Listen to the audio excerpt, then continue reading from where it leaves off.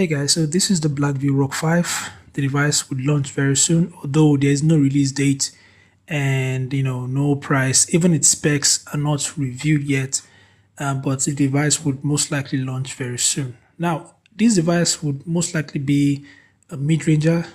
I do not expect it to be as awesome as the upcoming X Plus 6.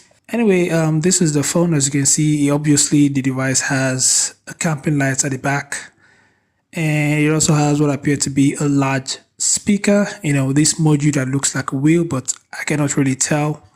Also at the back is what appears to be dual cameras and a flash. And the phone appears to have metal frame. On the right hand side is a power button and volume rockers, and that's about it. There is no official release dates. Its specs and price are not reviewed yet, as well as I said earlier, so I cannot really tell you guys. I cannot share much about this device yet, but I'll be on the lookout. If I get more details about this device, I'll definitely let you guys know. So make sure to subscribe and turn on notifications. So that's it for the video.